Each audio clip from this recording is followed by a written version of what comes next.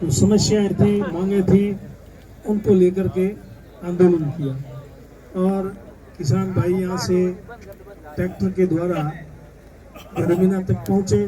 जाना तो उनको बाड़मेर था, लेकिन वो धर्मीना तक पहुंचे और शासन प्रशासन ने वहाँ उनको रोक लिया और फिर वार्ता हुई। और वार्ता में सहमति बनी कि भाई इस तरह से हम आपके 1 महीने के अंदर जो भी टाइम दिया, सारे जो भी तय हुआ था उसके हिसाब से काम उन्होंने नहीं किया, इसलिए ये नौबत आई। अगर वो उस हिसाब से जो सहमति बनी, सरकार उस पर कार्रवाई कर देती, एक्शन ले लेती, तो आज आप लोगों को फिर से इकट्ठा होने की जरूरत नहीं पड़ती। लेकिन आप जानते हो सरकार की हठधर्मिता, जिसकी वजह से ये नहीं हो पा रहा है। होता है सत्ता में जब लोग होते हैं, कोई भी पार्टी हो, कोई भी लोग हो, तो वो उनको थोड़ा जनता की तकलीफों की तरफ ध्यान कम रहता है। उनको ऐसा ही लगता है मेरे ख्याल से कि हम जो कर रहे हैं वो ठीक है, और हमारे से ज़्यादा ये लोग कोई समझदार है नहीं, हम ज़्यादा समझदार हैं, इसलिए तो हमको सत्ता सौंपी है, और हम जो भी कर रहे हैं वो सही कर रहे हैं। सही कर रहे हैं कि नहीं कर रहे हैं ये तो लोगों को पता है। लेकिन आज यहाँ पर ये इतनी तादाद में लोग आए, ट्रैक्टरों से भी आ रहे थे। सुबह से ही मेरा भी आपके राजाराम जी और दूसरे साथियों से बराबर संपर्क हो रहा था, बातचीत हो रही थी। सारी बातें जो भी घट रही थी, जो भी हो रहा था, मेरे को बताया। मैंने मेरी तरफ से कोशिश की, बात भी की, लेकिन उसके बावजूद भी अभी तक कोई निर्णय नहीं हुआ। अभी अपने यहाँ से प्रतिनिधि गए हैं बात करने के लिए, क्या बात होती है उसके बाद में पता नहीं। कुल मिला के बात ये है, किसान बहुत कमजोर है। अगर किसान कमजोर नहीं हो तो किसानों की किसी की भी सत्ता हो, वो उनको सुनना पड़ता है और सुनते हैं। लेकिन किसान आपस में एकजुट नहीं होते, अलग अलग बंट जाते हैं क्षेत्र में, जातियों में, पार्टियों में, जिसकी वजह से किसान की ताकत नहीं बन पाती। आप कुछ भी करो, लेकिन जहाँ किसान की बात आती है वहाँ आप जाति से, क्षेत्र से और पार्टी से ऊपर उठ करके सब एक जगह इकट्ठे होना, तो आपका काम बन सकता है। लेकिन लोग किस तरह से कैसे बंधे हुए हैं, जाति से भी बंधे हुए हैं, पार्टी से भी बंधे हुए हैं, क्षेत्र से भी बंधे हुए हैं, उसकी वजह से ये अपने को कामयाबी मिली है। आप किसानों की बात कर रहे हो, मुझे ध्यान है मैं 1980 में एमएलए बना था, आप लोगों ने बनाया था। तो अपने यहाँ पर ऊंचा मंडी जाता सारा जीरा यहाँ का, और उस जीरे पे राजस्थान सरकार ने टैक्स लगा दिया था कि ऊंचा जाएंगे तो राजस्थान सरकार को टैक्स देना पड़ेगा। यहाँ गांधो में चौकी स्थापित कर दी थी। तो उस समय कुछ किसान यहाँ के गुड़ा मांगनी के ज़्यादा, बाकी एरिया चौटन वगैरह जीरा जो नहर पे भी हो रहा जगह जगह, ये बाद में उस समय ये सीमित क्षेत्र था। तो यहाँ सिर्फ गुड़ा के लोग बाड़मेर आए और मेरे से उन्होंने पहले बात भी की। मैंने ही उनको सलाह दी थी कि भाई आप थोड़ा धरना मरना दो, कुछ आंदोलन करो, तो फिर हम भी बात करेंगे कि भाई किसानों की समस्या, किसान नाराज है और किसानों की बात आप सुनो। सरकार से बात करेंगे तो हमारे को भी बल मिलेगा, बात करने में मजबूती होगी। किसान वहाँ आए बाड़मेर में, गांधी जी की मूर्ति रेलवे स्टेशन के सामने, वहाँ धरने पे बैठे। जो भी सलाह उनके साथ थी, उसमें सरकार हमारी थी, मैं एमएलए था। कई दिन बैठे, बहुत ही 4-5 दिन, मुझे याद नहीं है, पर वो कुछ दिन धरने पर बैठे रहे। फिर एक दिन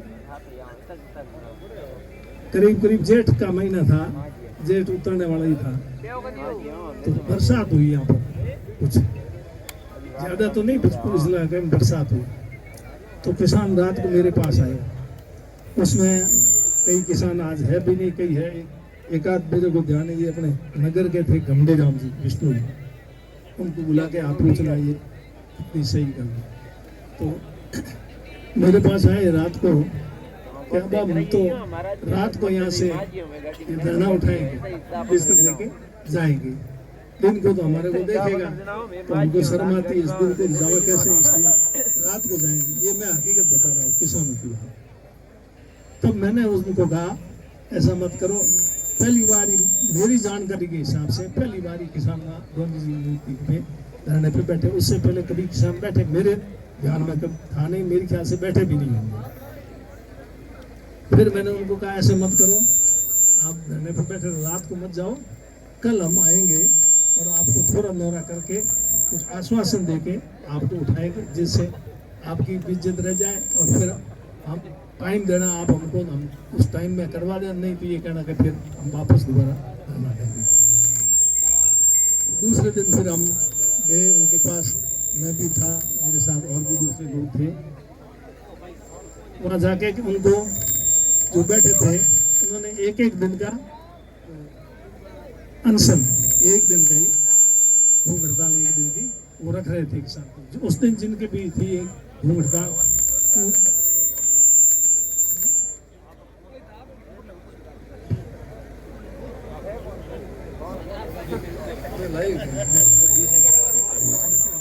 गाड़ी में तो बैठे थे। तो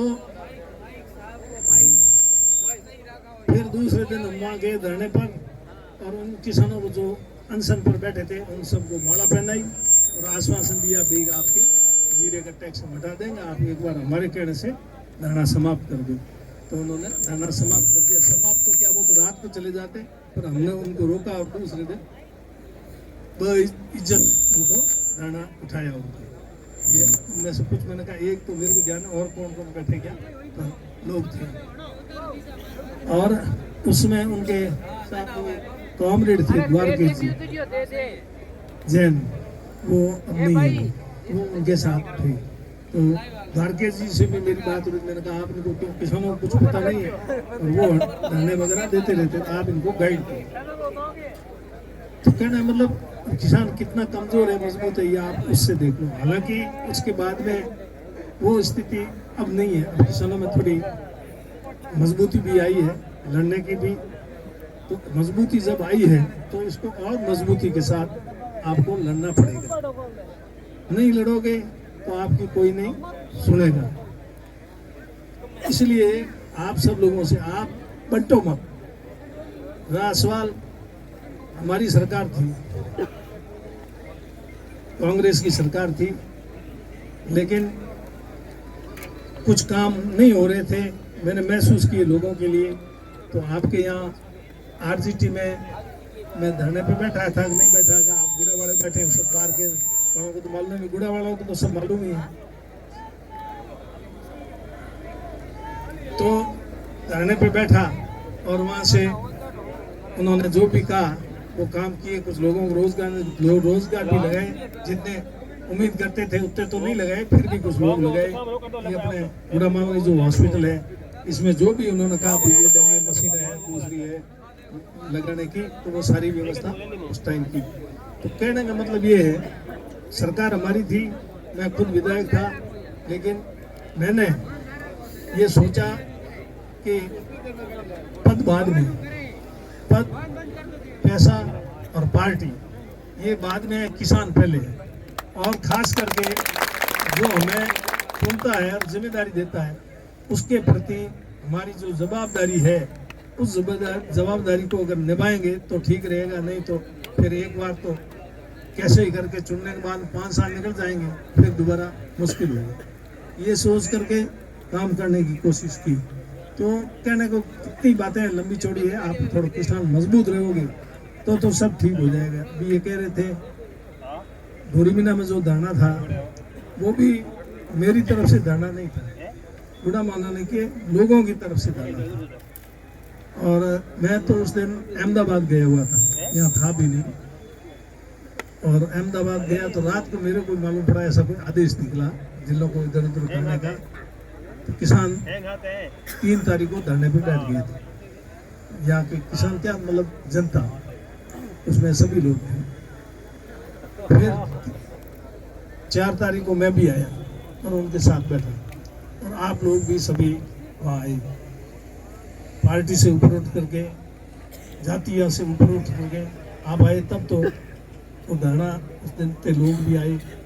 उन्होंने भी, हमने जो धरना वो समाप्त नहीं किया है वहाँ के लोगों के कहने से। सब लोगों ने किया, मैंने तो कुछ नहीं, मैंने तो उनको, आप लोग भी देश से बहुत सारे लोग वहाँ होते हैं, मैंने कहा आप लोग जो भी फैसला करो उसमें मैं तो शामिल हूँ, मेरे कोई परेशानी नहीं है। सब लोगों ने फैसला किया इसको धरने को स्थगित करते हैं, क्योंकि अभी इस समय सरकार के भी हाथ में वापस ठीक करना हाथ में नहीं है। जनगणना की वजह से रोक लग गई भारत सरकार की तरफ से। मई 27 तक कोई इसमें कुछ भी नहीं कर सकता। राजस्व जो यूनिट्स है, चाहे वो गांव है, चाहे वो तहसील है, जिला है, कोई कुछ नहीं कर सकता। इसलिए मई 27 तक तो अपना धरना स्थगित करते हैं। उसके बाद में वो उस पर अमल करते हैं या नहीं करते हैं तो उस पर अपन। और ये बाकी लोग भी थे, भारतीय जनता पार्टी के लोगों ने भी ये महसूस किया कि ये गलत हुआ। आपने सुना होगा बहुत सारे लोगों का, कल परसों पूर्व मंत्री जी का भी स्टेटमेंट आपने सुना होगा। उन्होंने भी ये महसूस किया कि भाई दूरी पहले बहुत कम थी और बहुत ज़्यादा दूर जाना पड़ेगा लोगों को, तो ये फैसला सही नहीं है। उम्मीद करते हैं कि वो 27 मई 27 के बाद में करेंगे, उसमें कुछ नहीं करेंगे फिर आगे तो वापस जैसा आप सब लोग करोगे मैं आपके साथ। ये रहा सवाल आपके, इसलिए ये तो अभी आरएलपी की बात कर रहे थे। आरएलपी का धरना, मेरे को आरएलपी से कोई एलर्जी नहीं, मेरे को किसी पार्टी से कोई एलर्जी नहीं, किसी व्यक्ति से कोई एलर्जी नहीं, ठीक है। सभी एक ही हैं, आदमी हो, पार्टियां सब होती है, अपने अपने हिसाब से सोचती है, अपने अपने हिसाब से करती है। आज अगर भारतीय जनता पार्टी के लोग अगर इस सरकार की तानाशाही रवैये के खिलाफ जो इस प्रकार कृषि आदान अनुदान क्लेम बीमा, जो प्रहलाद जी ने विस्तार से आपको बताया किस प्रकार से कैसे लूट हो रही है किसानों के साथ, अन्याय किसानों को लूटा जा रहा है, सरकार के खजाना का पैसा प्रीमियम कितना किसानों से वसूल रहे हैं और उसके बदले क्लेम कितना दे रहे हैं। ये जो इंश्योरेंस कंपनियां हैं ये सरकार के मदद से माला माल हो रही है और किसान लुटता जा रहा है।